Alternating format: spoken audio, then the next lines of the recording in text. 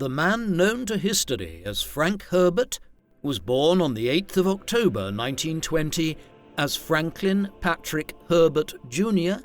in Tacoma, Washington, located in the Pacific Northwest region of the United States. Frank would drop Jr. from his name later in his life. His father was Frank Patrick Herbert Sr. Herbert Sr. worked variously as a motorcycle patrolman, an electrical equipment salesman, and the operator of a bus line. Herbert Sr.'s parents moved to Washington in the early 1900s during the period in which some scholars would later claim was the closing of the American West. The Herbert family was a little odd, having come to Washington to live in a utopian community which had been established there in the 1890s. The Herberts would never quite lose their affinity for esoteric thought. Frank's mother was Eileen Marie McCarthy, a woman of Irish descent from Wisconsin. Frank's early years were eccentric, given his father's mixed career paths and also the wider family's unusual activities.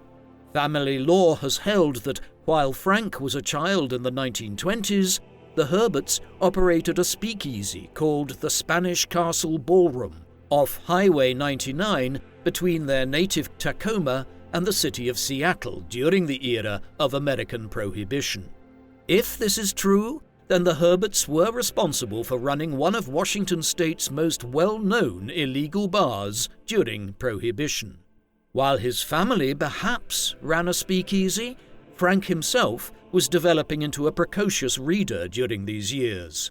By the age of 5, he was an avid reader of the local newspapers and also displayed the wide-ranging interests which would come to characterize his later work and the multifaceted nature of the science fiction world he created. For instance, as a child, he took an interest in photography, buying a Kodak box camera when he was just 10 years old, while also developing a fondness for outdoors activities such as camping, fishing, and hunting. But it was also a troubled childhood in some respects. Frank's parents were binge drinkers, and often he had to care for his younger sister, Patty Lou, who was considerably younger than him, having been born in the early 1930s.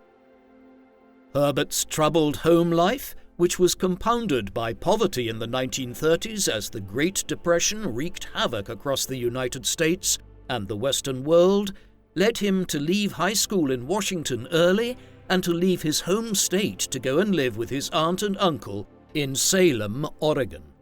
There he enrolled in North Salem High School and completed his secondary education before acquiring a job in 1939 with the Glendale Star, a local newspaper. This was in line with the interests Herbert had developed back in Washington, where he had begun writing for the school newspaper, though he had to lie about his age to get the job and attended the interview in Oregon smoking a pipe to make himself look older than he was. It was the beginning of many years of working for newspapers, a job which doubtlessly honed his writing abilities while also providing a solid income in the 1940s and 1950s while he wrote science fiction in his spare time. By 1940, he had acquired a position with the Oregon Statesman, doubling as a photographer and a writer. Shortly after he joined the Oregon Statesman, Herbert met Flora Lillian Parkinson while visiting San Pedro in California in 1941. They were married a short time later after driving overnight to Herbert's native Tacoma and having the ceremony carried out before a night judge. They soon had a daughter named Penelope, who was born in 1942, and the suspicion is that theirs was a shotgun wedding when Flora realized she was pregnant. She was, though, the only child they would have. Flora soon vanished with Penelope, and her mother would not tell Herbert where they had gone. Eventually, he petitioned for a divorce and received the same in 1943, with Flora retaining majority custody of their daughter. It may have also been during the early 1940s that Herbert first experimented with drugs, such as cannabis and psilocybin mushrooms. These later influenced his depiction of the concept of prescience, as conferred by consumption of the spice mélange in the world of Dune. Perhaps why Herbert's first marriage broke up as quickly as it did was owing to his absence on military service. In the autumn of 1939, the Second World War had broken out in Europe after Nazi Germany invaded Poland, leading Britain and France to in turn declare war on the Nazis. The United States avoided becoming directly embroiled in the conflict in its early years, but had provided extensive covert aid to Britain in the shape of arms and financing, particularly so after France fell to the Germans in the summer of 1940. Despite domestic resistance to becoming more involved in what many saw as a European war, the US was dragged into the conflict in December 1941 when the Empire of Japan, Germany's Asian ally, attacked the US Pacific Fleet at anchor in Pearl Harbor in the Hawaiian Islands. Outraged and spurred on by Franklin D. Roosevelt's efforts, Americans mobilized across the country to aid the Allies. Initially, Herbert was drafted into the Seabees with the U.S. Navy, where his skills as a photographer were employed at a naval base in Virginia. There, he suffered a head injury after tripping on a tent tie and was given an honorable discharge in 1943. Consequently, he spent the remaining 2 years of the war back in Oregon, where he obtained a new post as a reporter with the Oregon Journal. In the aftermath of the Second World War, Herbert returned to his native Washington and began a course at the University of Washington on creative writing. It was the first major sign that he intended to embark on a career as a fiction writer rather than committing wholly to journalism. He did so on the GI Bill, which allowed veterans of the war from poorer backgrounds to attend universities across the United States and which became a driving force of American post-war prosperity through the 1960s. Herbert, always a precocious individual, had already acquired his first paid publishing contracts by 1946, when a story of his was accepted by Doc Savage magazine. As a result, he decided to quit the University of Washington before he finished his degree and courses. Still, his time there was not wholly unproductive.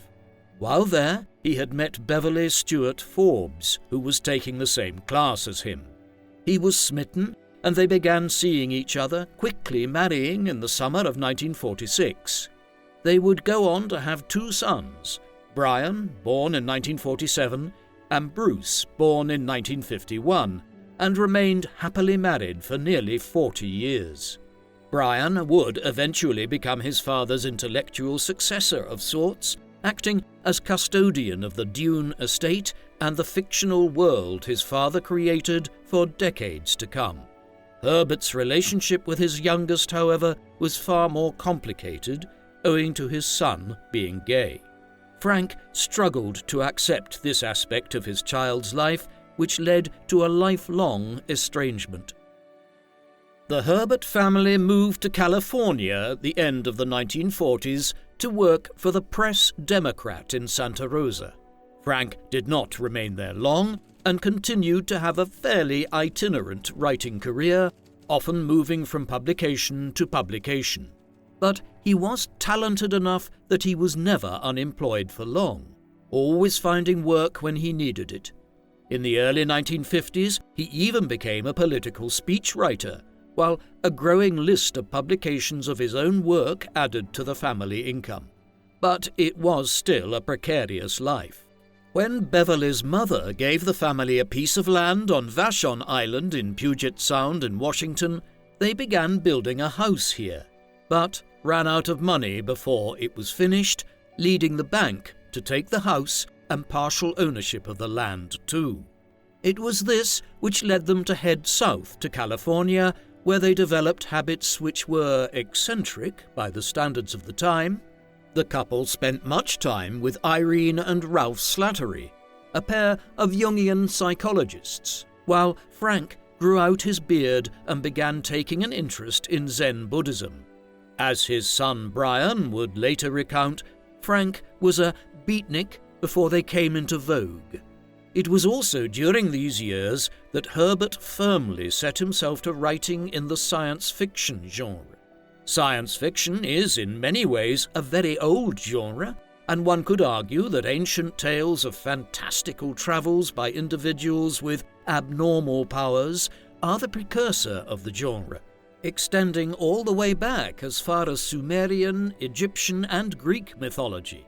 For instance, as early as the 2nd century AD, the Greco-Roman author Luciano di Samosata presented a story of an individual travelling through outer space in his True History and meeting non-human life forms. There are many of the themes which have characterized the genre in modern times already on display here in Lucian's work, notably the concept of advanced civilizations, interplanetary warfare, and societies capable of doing things which humans can only conjecture at. Lucian's work was ultimately a piece of satire, and while many stories followed in medieval and early modern times in this vein, science fiction in its modern form is really a product of the second half of the 19th and first half of the 20th centuries. This came about owing to the rapid technological developments pursuant from the Industrial Revolution. A landmark was Mary Shelley's Frankenstein, published in 1818, which explores the problems which human technological development could bring about in the guise of a science fiction horror story. Later in the century, authors like Jules Verne and H.G. Wells produced canonical works in the genre, such as 20,000 Leagues Under the Sea and The War of the Worlds, while by the 1920s and 1930s, the genre was advanced enough that it gave birth to the Pulp magazine, which featured serialized science fiction stories. Herbert grew up on these, and in his youth in Tacoma and then in Oregon, he would have read stories by prominent science fiction authors of the time, such as Olaf Stapledon and John W. Campbell, while he was also seemingly influenced by the Russian author Yevgeny Zamyatin's We, published in the early 1920s, and comprising a commentary on the nature of totalitarianism that would also go on to influence writers like George Orwell and Aldous Huxley. By the 1940s and 1950s, as Herbert entered his adult years and began to truly commit to science fiction writing, the genre was coming into a golden age, as writers like Arthur C. Clarke, Frederick Pohl, L. Sprague de Camp, and Isaac Asimov began publishing extensively. It was into this field that Herbert threw himself in the post-war years. Dune was the work which Herbert would eventually become known for, but it was not the first science fiction world he built up, nor what he was preoccupied with in his earlier writing years. Instead, he primarily started out writing short stories in the second half of the 1940s and developed his skills in the process, finding publishers for some of these works in magazines like Fantastic Universe and Amazing. These early stories explored various science fiction worlds, some being entirely distinct from Earth, and some being based on alternate versions of our own world. An example of the latter, which garnered praise when it was published in the 1950s, was Cease Fire, a story set on Earth in 1972, where a low-level war is being fought against a mysterious alien entity in the far north of the North American continent, in the Arctic regions of Canada and Alaska. Herbert was soon expanding out his vision into novellas and books. For instance, in 1956, he published The Dragon in the Sea, a story focused on a battle for oil between the East and the West, two different powers in conflict with each other undersea. This science fiction world was created in the light of the Cold War between the US-dominated West and an eastern nexus of communist China and the USSR. Thus, By the second half of the 1950s, Herbert was using science fiction to explore political and societal issues of America in the middle of the 20th century. Herbert began work on the Dune world and books around 1959. He was inspired to do so on the back of his experiences in the mid-1950s with the issue of floating or moving sand dunes on the Oregon coastline, which were causing environmental problems there, engulfing whole houses in some cases. Herbert actually chartered a plane to fly over the dunes in order to get a bird's-eye view of the problem. During these years, Herbert's general interest in and engagement with ecological issues increased considerably. He had also been taking a large amount of psilocybin mushrooms around this time and believed it stimulated his imagination. The result was the manuscript for Dune, the first book in the series produced in the early 1960s, one which his agent sold the first part of to Analog magazine in 1963, resulting in a $2,295 advance to continue writing. Owing to this, Herbert ploughed on with his work, and by the mid-1960s had written drafts of each of the first 3 books in the series: Dune, Dune Messiah, and Children of Dune. He imagined these should be published as a trilogy of novels all together in one book, but he would never be able to find a publisher who would agree to this. One facet of Herbert's first Dune book, which is seldom noted, is that he struggled enormously to get it published. He submitted Dune to 23 different publishers in the 1960s that all rejected it. But eventually he did manage to find a publisher, though a less than auspicious one in some respects.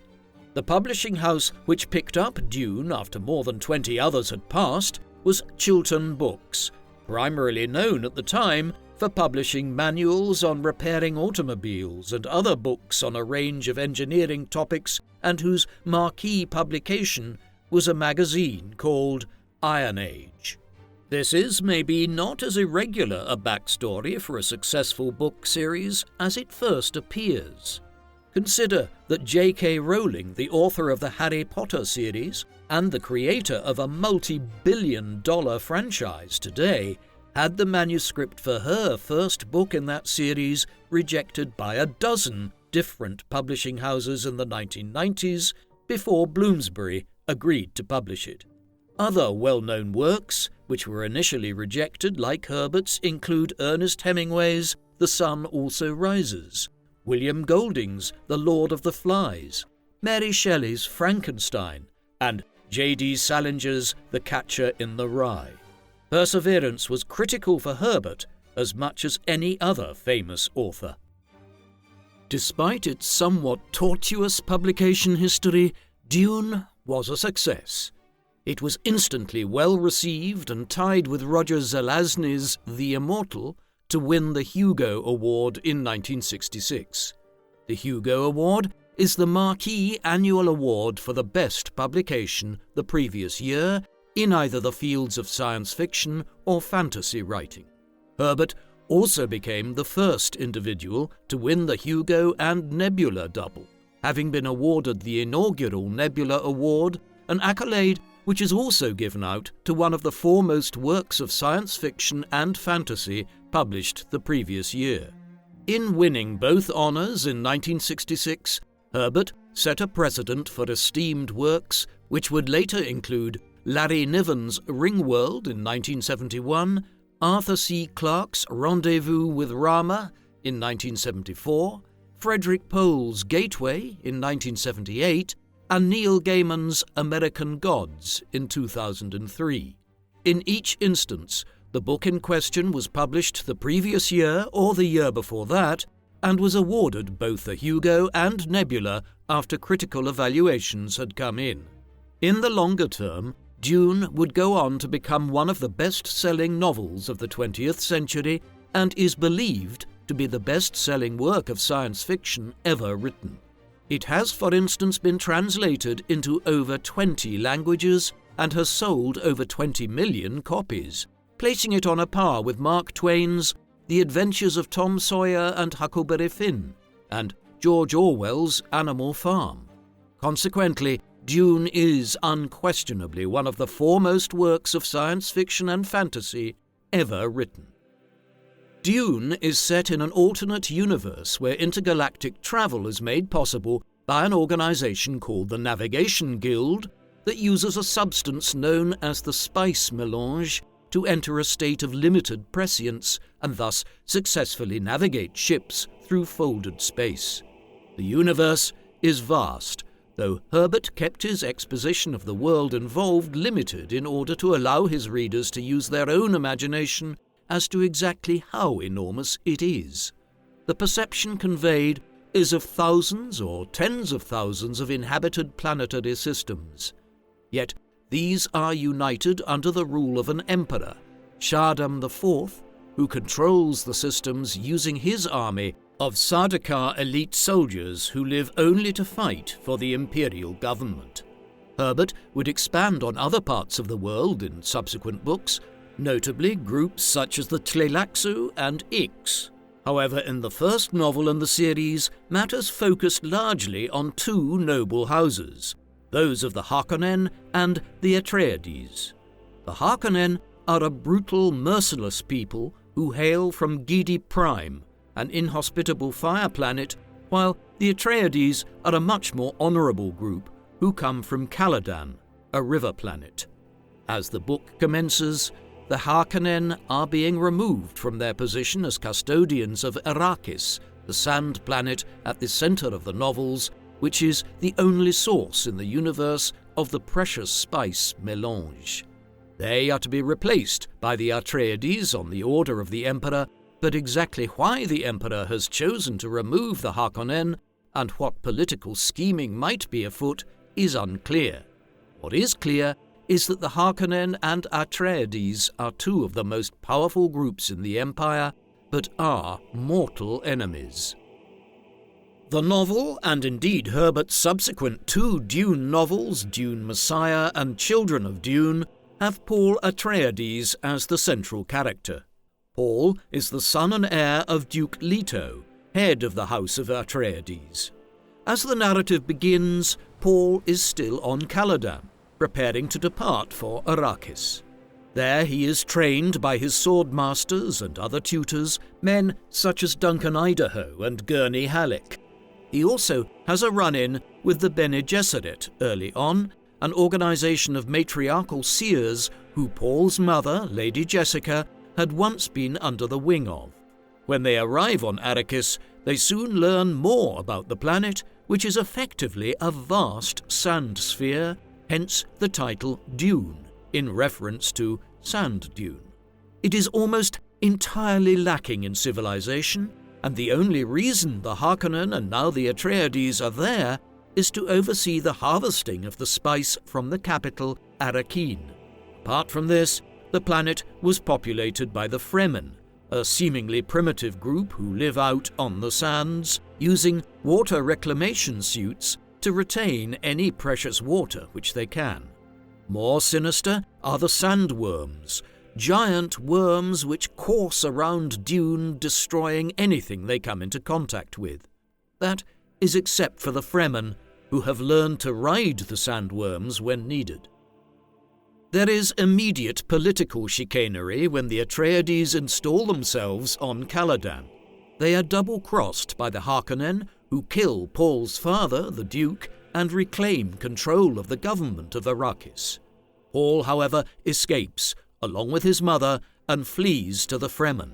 There, he spends many years becoming knowledgeable in their ways and learning everything there is to know about the planet, particularly the fact that the spice melange is produced by the sandworms. In the process, the Fremen also begin to recognize that he is a prophesied Messiah, who they have long waited for, as he has prescience which he has acquired from his mother's Bene Gesserit heritage. Later, he drinks the water of life, a substance which is believed to be fatal to males, but which he survives. After reconnecting with Gurney Halleck and learning of the situation with the Harkonnen and the Emperor, Paul and the Fremen ride sandworms to the capital of Arrakis and attack the Sardaukar and Harkonnen there.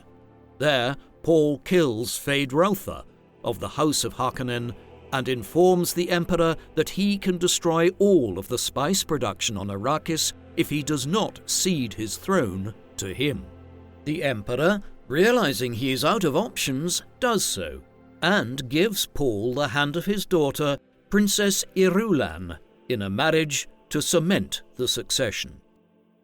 The themes which are explored in Dune and in its sequels are numerous and quite complex.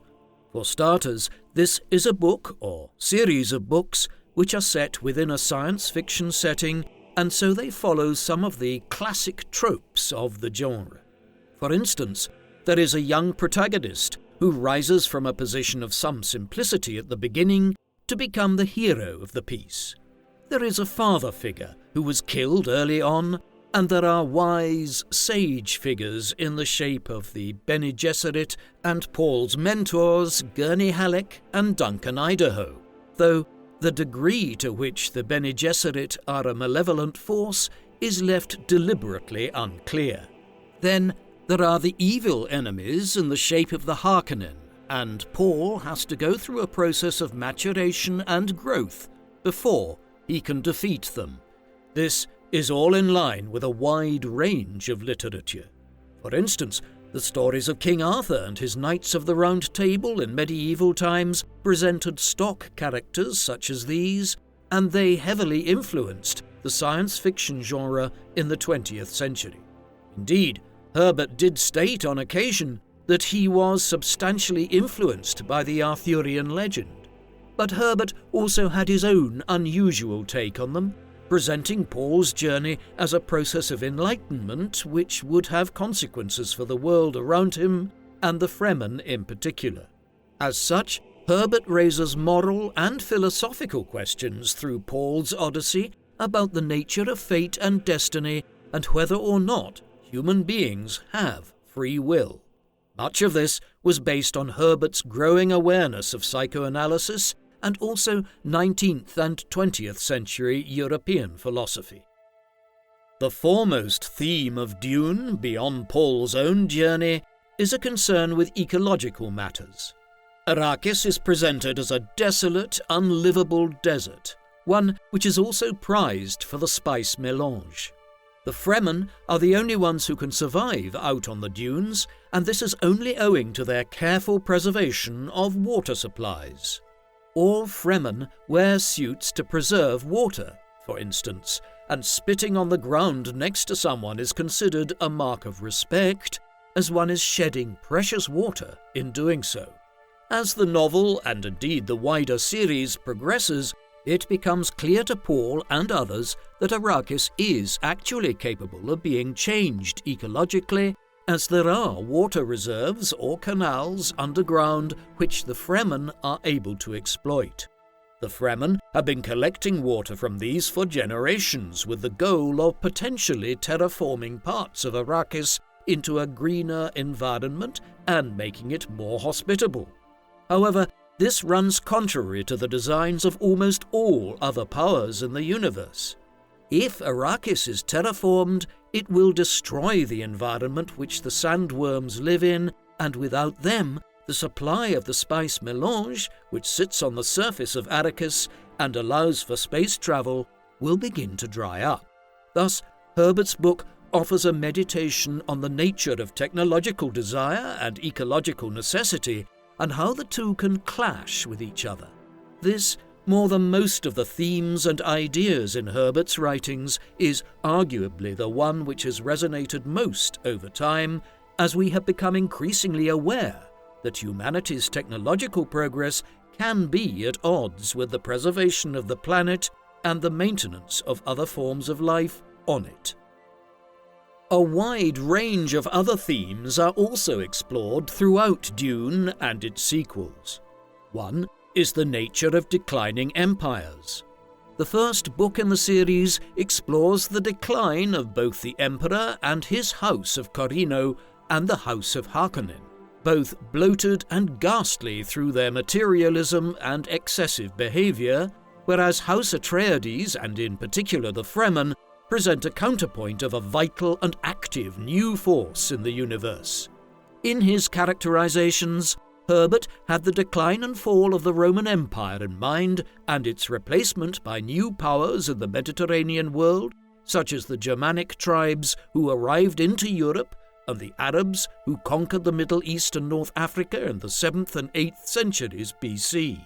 There are also extensive commentaries on the nature of gender politics within the books, with the female Bene Gesserit acting as a sage group of women who were concerned at the long-term preservation of the universe and humanity, while the Fremen are a largely egalitarian society from a gender perspective. These may seem like conventional ideas today, but they weren't when Herbert was writing in the late 1950s and early 1960s. Finally, there are all manner of coded themes within the book, from the spice mélange being an analogy for the seeming growing dependence on the Western world on oil-producing countries in the Middle East in Herbert's time, to veiled criticisms of the growing overpopulation of the planet, which was already a major concern for many thinkers in the 1960s. The world of Dune is also one which interweaves a great array of historical references. Arrakis itself can be read as an analogy to the Middle East, with the Fremen effectively being the Bedouin tribes which populated the Arabian Peninsula for centuries and who eventually allied with the British to overthrow the Ottoman Turkish rule during the First World War. For the spice mélange, one need only read the word oil in some senses, while the reference to Paul Atreides as a kind of messiah named Muad'Dib was perhaps a thinly veiled allusion by Herbert to the Mahdi leader of the revolt against British rule in the Sudan in the 1880s and 1890s. There is even reference to the Fremen engaging in jihad or holy war, but all of this is not to suggest that Herbert was trying to write some parable about Western interference in the Muslim world. He simply borrowed from such contemporary political concerns. Other aspects of the world are taken from elsewhere. Perhaps the portrayal of the Atreides and Harkonnen was grounded on English and French rivalry and tensions over the centuries, while the picture presented of how both houses functioned is resoundingly feudal and medieval. Finally, there are historical references sprinkled throughout the book, and there are numerous clever literary allusions. The Tleilaxu are a societal group that become more and more important to the world of Dune throughout Herbert's novels. The name itself is a close allusion to groups like the Tlaxcala, who were the primary rivals of the Aztecs amongst the Nahuatl-speaking people of Central America before the Spanish arrived on the scene and conquered all of them in the early 16th century. While Herbert did continue to work as a journalist and environmentalist following the initial publication of Dune, the book's critical success and the winning of both the Hugo and Nebula Awards in 1966 led to growing sales of the book, which had been critically celebrated, but which did not translate into instant financial success. For instance, by 1968, Herbert had only made $20,000 from sales of the book, not an insignificant amount by the standards of the late 1960s, but certainly not a huge sum either, given its success and what authors of such works could have hoped to make back in the 1960s. This was, in part, because his deal with Chilton was not advantageous to Herbert, and he had only agreed to it on the back of having the book rejected by so many other publishers. With a wife and young family, it was not enough for Herbert to commit himself to writing 100% of the time, but the book's success did open up other opportunities for Herbert career-wise and financially as a lecturer and author on other topics. Thus, while Dune's commercial success was a slow burner, which would really only take off in the 1970s and 1980s, the book did allow him enough leeway to begin committing more and more time to writing. He would become more productive in the course of the late 1960s, 1970s, and early 1980s. The first result of all of this was the preparation in the late 1960s of the sequel to Dune for publication.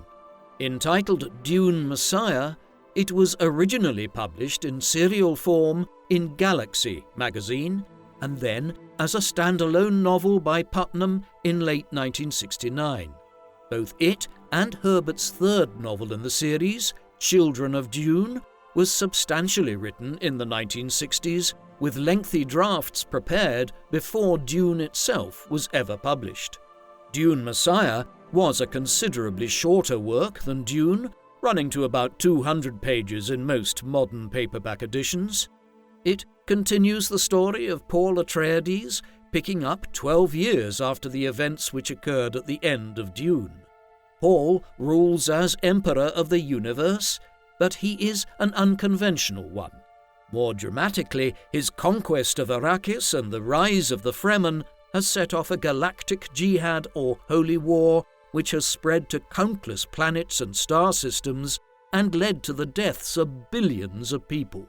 In this, Herbert was influenced by the historic events which had followed the rise of Islam in the Arabian desert under the Prophet Muhammad in the 7th century AD, and the subsequent Arab conquests which had seen the Bedouin people, a clear analogue for the Fremen, spread out across the Middle East and North Africa, eventually conquering a vast region from Spain in the west to Pakistan in the east, and from the Caucasus south into the Sahara Desert. Yet, as bloody as both the Arab conquests and the Fremen jihad were, the idea is meant to be that both will bring a universal peace once the known world or universe is united under the same religious and philosophical maxims. Thus, while Herbert has Paul deeply regret the jihad he has created, he also emphasizes that Paul sees the ultimate goal of it all. Despite this, Paul is a tortured figure in Dune Messiah. He is surrounded with plots by agents such as the Bene Gesserit and the Tleilaxu to assassinate him or remove him from power. Eventually, these culminate in Paul being blinded during the use of a Tleilaxu nuclear weapon.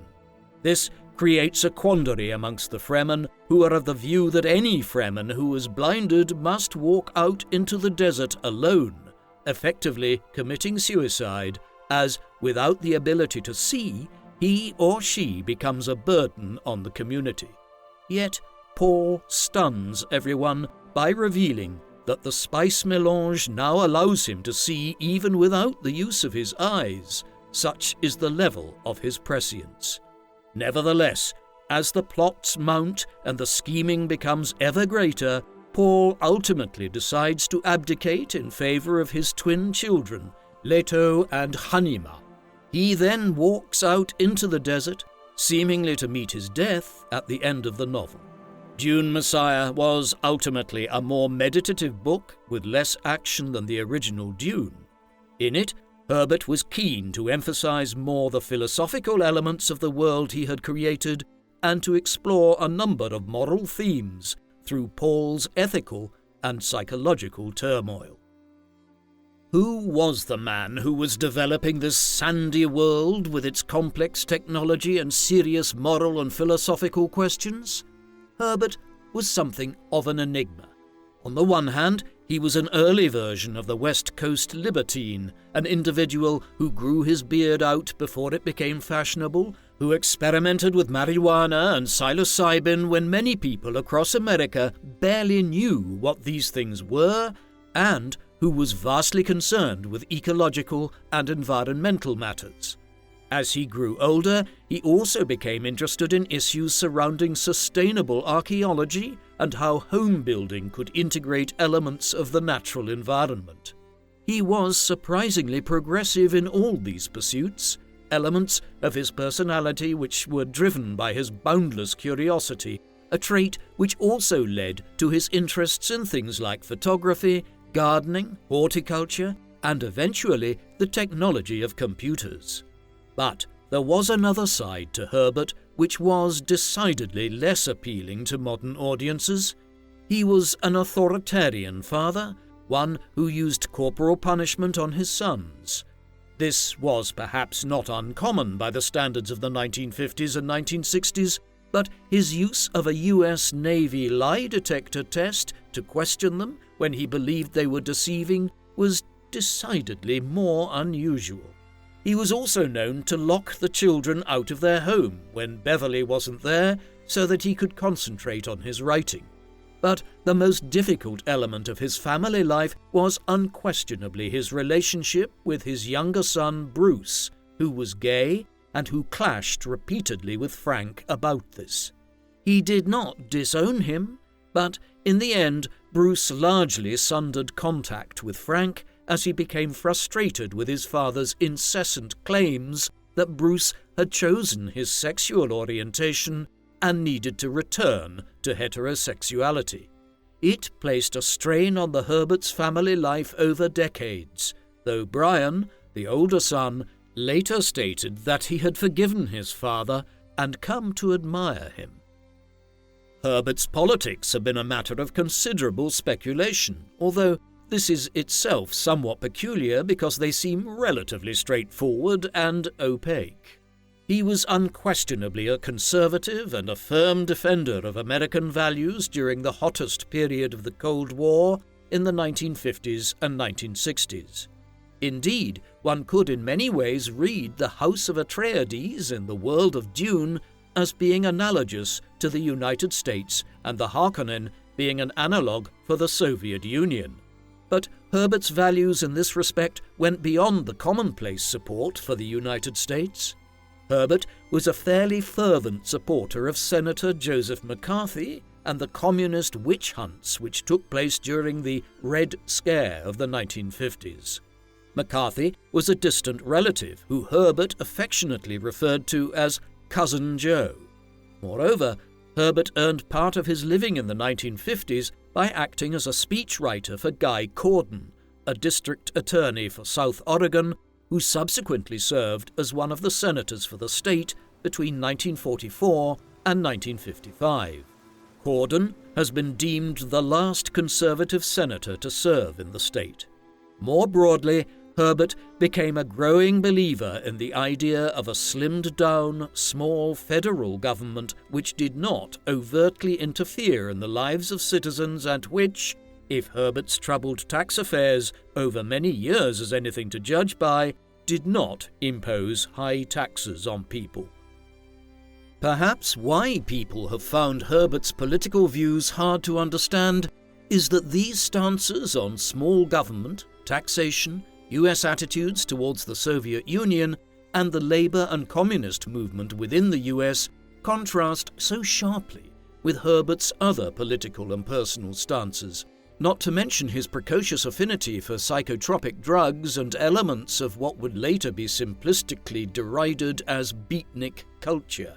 While his views on small government, taxation and foreign policy would fit quite smoothly with the Republican Party throughout much of its modern history, Herbert's environmentalism and ecological stances certainly do not correspond with many in the modern American conservative movement, particularly compared to the modern progressive movement.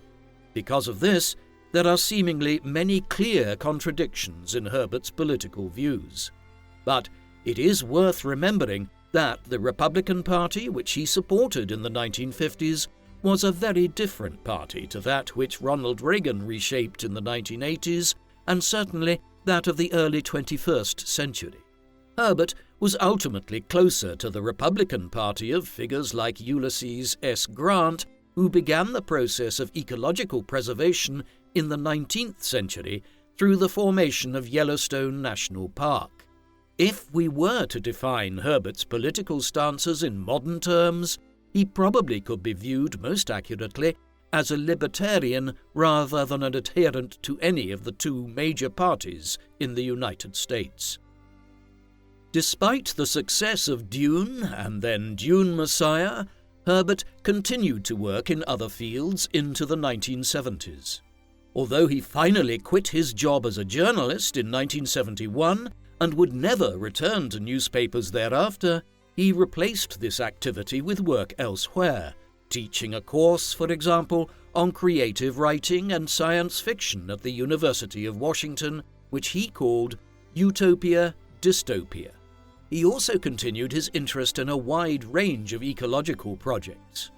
For instance, he and Beverly purchased a property in Port Townsend in Washington state, which they named Xanadu. Here, they began developing what were radical environmental projects by the standards of the 1970s and which were well ahead of their time. For instance, a swimming pool was installed, one which was heated using solar panels installed on the roof of the house. A poultry house was also installed, one which was heated by using the methane from the bird droppings. He also visited countries such as Vietnam and Pakistan to consult with government bodies on various ecological projects, while he was in high demand as a reviewer by publication houses which published science fiction or fantasy novels. Herbert, for example, was instrumental in launching the career of Terry Brooks, one of the foremost fantasy writers of the last quarter of the 20th century. Herbert was also writing other works during these years.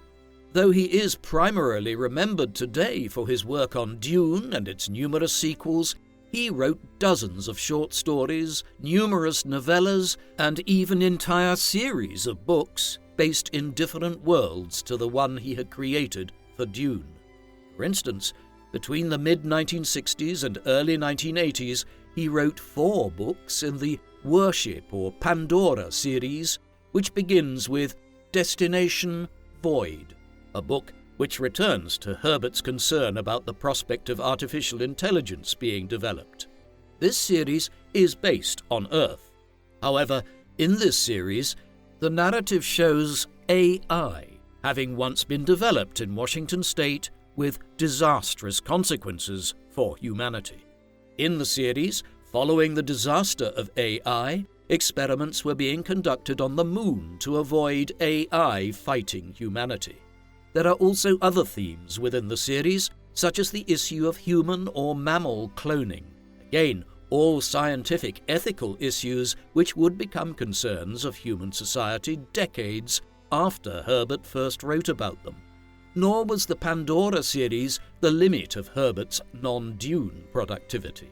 He wrote well over a dozen standalone novellas, several of which remained unpublished during his lifetime, but others, such as the Santaroga Barrier, were published and well enough received for their exploration of the concepts of utopia and philosophical concerns. The last decade of Herbert's life was, in many ways, the most productive of all. In 1976, the third novel in the Dune series appeared. Children of Dune begins 9 years after the events of Dune Messiah. Arrakis has been transformed into a livable planet where green vistas are able to support Fremen villages and even towns, a device which allows Herbert to expand on the ecological ideas which he first presented back in the 1960s. However, all is not well amongst the Atreides. Paul's sister, Alia, is effectively acting as regent for her young niece and nephew, Paul's children, Leto and Hanima, but she is succumbing to a process called abomination, whereby the spirit of the old Baron Harkonnen is taking over her mind. At the same time, a mysterious figure, known at the start only as the Preacher, has appeared out of the desert and has gained notoriety amongst the Fremen. Over time, it is revealed that this is actually Paul Atreides, and that he has somehow survived for years out in the desert. Extensive political machinations occur in what was the lengthiest book yet in the series, eventually resulting in Leto's ascendancy as emperor. It was nominated for a Hugo Award, but did not win it. The fourth book in the series, God Emperor of Dune, which was first published in 1981, was the most dramatic departure for Herbert and his writing style. It was the first Dune novel to not focus on the character of Paul Atreides, but rather focused on his son and successor Emperor Leto as its principal character. The novel is set 3,500 years after the events of Children of Dune. Leto has transformed into a hybrid of a human and a giant sandworm and rules as a tyrant over the universe. Arrakis itself has been completely terraformed into a green planet. The greening of Dune led to the death of the other sandworms which produce the spice mélange. Accordingly, Leto has become the only producer of the vital substance and holds godlike powers owing to his ability to control the last remaining supply of the product. He has rendered the people of the universe into an almost infantile position, limiting their technology and ability to space travel, while the Fremen are a broken people who have given up their warlike ways. As it proceeds, we learn that new groups, such as the Ixians, are working on alternative methods of space travel in response to Leto's tyranny. Overall, the book was a meditation on the cyclical nature of history and how revolutions give way to tyranny, only to be followed by subsequent revolutions.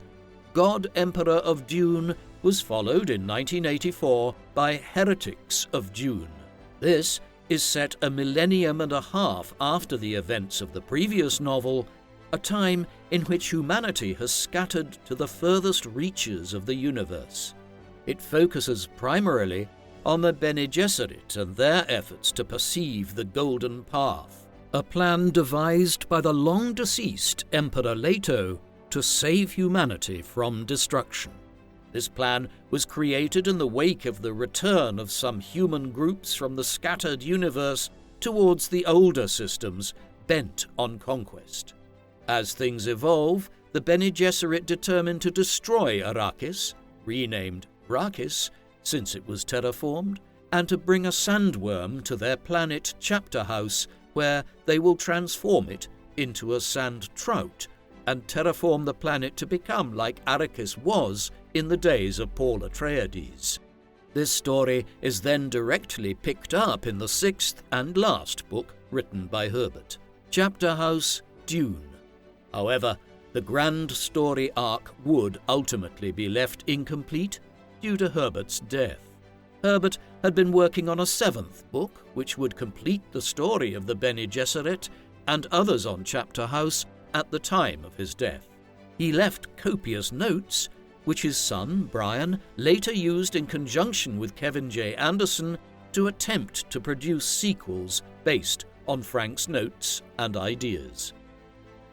That Frank was unable to complete the books he had planned was, in some ways, owing to his personal circumstances in the early 1980s. Beverly had been diagnosed with lung cancer in 1980, a virtual death sentence in an age of limited forms of treatment. While there was no hope of curing her, they did try to prolong her life by largely relocating to Hawaii, hoping that the warmer climate and drier air might do her lungs some good. Here, they built an elaborate house replete with a swimming pool and other amenities, secure financially for the first time in their lives, as Frank continued to earn more and more from book royalties and also payments for selling the film licenses to Dune. The fourth and fifth installments in the book series also earned Herbert large advances. Thus, he was able to spend much of his time either writing or caring for Beverly. She died in 1984, following which Frank married for a third and final time in 1985, this time to Teresa Shackelford, a representative from his publisher, the Putnam Press. It would be a brief but happy final marriage. Herbert did not survive Beverly for long, but his last years were certainly ones of activity. His son, Brian, took over some of the bookkeeping work Beverly had performed on the Herbert's finances in 1984, and soon discovered that Frank had accumulated large debts on his construction projects and owed the IRS a substantial amount of money in unpaid taxes. Unperturbed, Frank carried on with expanding the building work in Hawaii by adding a waterfall and a carp pond. He was also planning the construction of a new house on the Herbert property at Port Townsend in Washington state for his daughter from his first marriage, Penny, and her husband, who were caretakers there when Frank was absent. More ambitiously, he was planning a trek to Nepal in his mid-60s with a friend, Jim Whittaker, during which they also planned to cross into Tibet so that Herbert could become the oldest man to reach the summit of Mount Everest, a feat Whittaker had managed already himself years earlier. But these dreams would not be realized. In November 1985, he was diagnosed with pancreatic cancer, an illness which remains one of the most incurable types of cancer even 40 years later. Experimental treatment and surgery followed at the University of Wisconsin in Madison to allay a disease which had an average life expectancy of less than 6 months after diagnosis. It was there that he passed away after suffering a pulmonary embolism on the 11th of February 1986 at 65 years of age. Even before his death, there were concerted efforts underway to adapt Dune into a motion picture. The first of these was commenced in the 1970s by the Chilean-French director Alejandro Jodorowsky. Much of his previous work focused on elements of mysticism, religion, and philosophy, and so Dune was an intriguing topic to take on. A French consortium bought the rights to the film from Herbert in 1974, and Jodorowsky began work on a production. Early signs were promising and intriguing. A large budget of $10 million was provided, and Jodorowsky managed to convince the Spanish-French actor and dilettante Salvador Dali to play the role of the Emperor, while the acclaimed American director Orson Welles was to feature as the Baron Harkonnen, and a role was envisaged for Mick Jagger of the Rolling Stones. Bizarrely, Dali agreed only on the condition that it would be a piece of performative art, being paid $100,000 per hour of filming and becoming the highest-paid actor in motion picture history in the process, terms to which Jodorowsky agreed, planning to cut Dali's time on set to 1 hour in order to afford him. Dali also insisted that his throne on set was to be comprised of a toilet seat and 2 intersecting dolphins at the back. Jodorowsky's vision soon became too convoluted, and it was not just from Dali's excessive demands. By 1976, the director was planning a 14-hour-long movie, one which caused Herbert concern, as Jodorowsky was also planning on departing too far from the source material. In the end, Jodorowsky's Dune was never made, though an American-French-produced documentary on the project and Jodorowsky's efforts to produce the film, one which was very well received, was released in 2013. However, in the 1970s, the rights to the film were ultimately sold to the American surrealist filmmaker David Lynch, who, in the end, produced a film in 1984 starring Kyle MacLachlan as Paul Atreides and the singer Sting as Fade Ratha, the Baron Harkonnen's nephew. The film was a box office bomb, having been produced on a very large budget and was critically derided, although it did subsequently develop a cult following based largely on how bad some of the set pieces and set design are. Lynch subsequently disowned the film, claiming the final cuts were not his own. Nor was the world which Herbert created abandoned with his own passing. Prior to his father's death, one of Herbert's children, Brian Herbert, had become an emerging author himself, typically writing science fiction. Then, beginning in the mid-1990s, he began work on what would eventually become a prequel trilogy to Dune itself, with 3 novels entitled Dune, House Atreides, Dune, House Harkonnen, and Dune, House Corrino, exploring the rise of the two rival houses and that of the imperial house Corrino. It was the beginning of Brian's extension of the Dune universe, and in total he has produced nearly 24 Dune books since the numerous short stories. Nor was Brian Herbert alone in this. As rights were extended to other authors, numerous other books on the Dune universe began to appear in the 1990s, 2000s, and 2010s. For instance, in 1999, Joseph M. Daniels published The Stars and Planets of Frank Herbert's Dune, a gazetteer, which sought to explore the physical realities of Herbert's invented universe in a way which Herbert had only ever really alluded to in his novels. Nor is the Dune universe exclusive to published books. Several successful video games have appeared as part of the franchise, notably Dune 2: The Battle for Arrakis, a strategy simulator released in 1992, which became one of the most successful video games of its era. Tabletop games have also been developed. More strikingly, many of the geographical features on the moon Titan, which orbits the planet Saturn in our solar system, have been named in recent decades after geographical places named in the Dune novels. Therefore, Herbert's legacy now extends to space itself.